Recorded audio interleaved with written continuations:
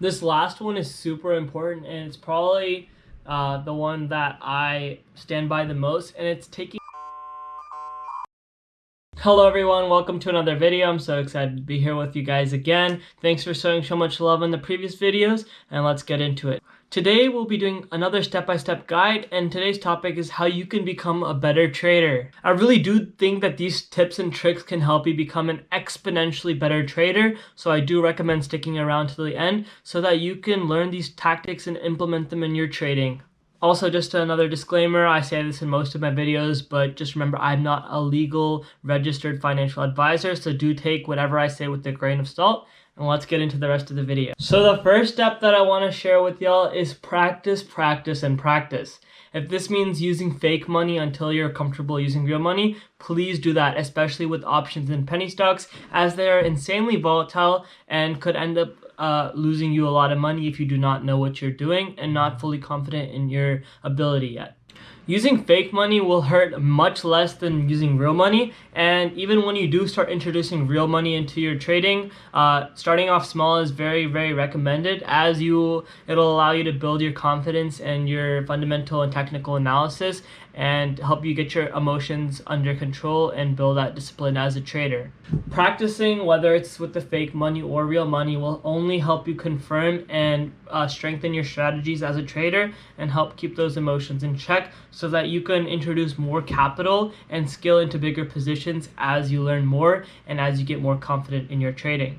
This brings me to my second point, which is risk only what you are willing to lose. Whenever trading in an account, especially if it's short-term trades using options and penny stocks, it's always good practice to keep a very small, probably 20 to 30% amount of your total net worth in that account, and a portion of that would be investing obviously into long-term stocks and whatnot. This number changes a lot depending on your age. If you're much younger in your lower 20s or even like in college years, you're going to want to be able to leverage a little bit more money as you have more safety and security and more drop back, and you don't have that much capital, you don't have any family to provide for, you don't have any direct need for that money unless your situation is unique, versus when you're older and you have kids and a family that relies on it, you have to be more stringent, more safe with your investments and your trading amount.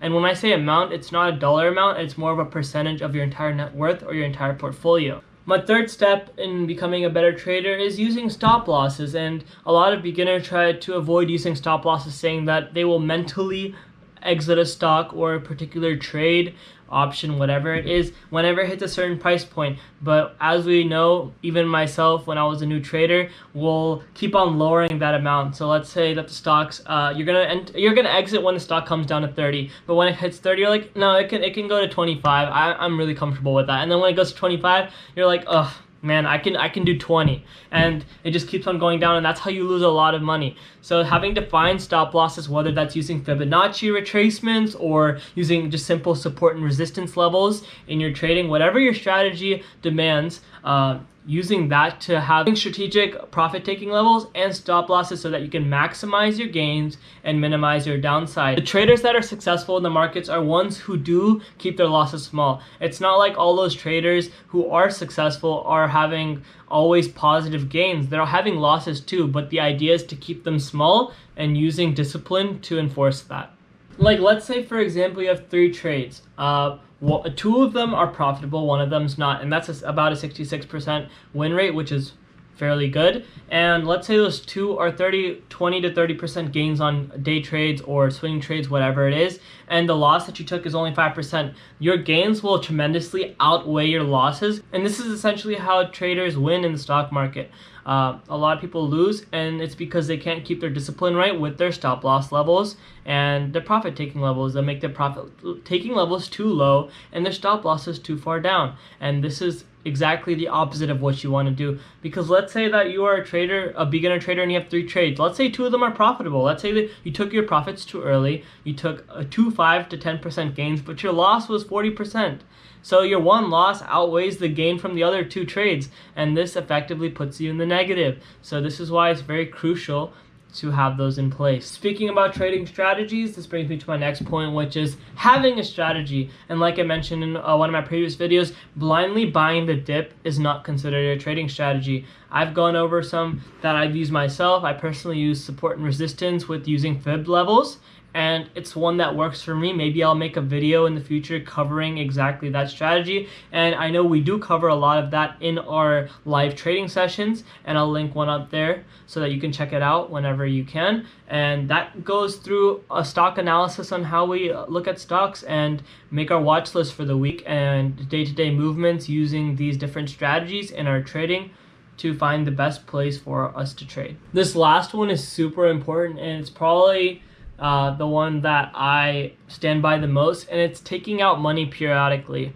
This will help you psychologically get those sweet gains that we all want. It is so important to take out money periodically, as if you keep on reinvesting your profits, you're not putting any money into your bank account. You're not putting any money aside so you can actually spend it or maybe reinvest it into your long-term portfolio. If you keep on taking those trades that are profitable and reinvest it, you'll hit this point that I actually personally hit, is whenever you're like, okay, once I hit a certain amount, once I hit 30K, I'm going to take out some profits. And then when you get to 30K, you're like, nah, I made it to 30K, might as well take out profits when I hit 40K, and then that becomes 70K, and you just never take out profits. And then once you have a really bad run or the market's going really red, you lose all your gains, and it's just not fun, and it doesn't help anybody. So it's very good practice to always just take out periodically if you make a trade. If you make $500, $600, $700 off a trade in a week or a few trades in a week, just take it out and work your way up again. That's how you introduce that passive income lifestyle into your trading, and you actually reap the benefits of your trading. For example, last week I made $500 just selling calls, and I was like, why not take out like $200-300 and put that into my bank account? That's just one small example from selling calls.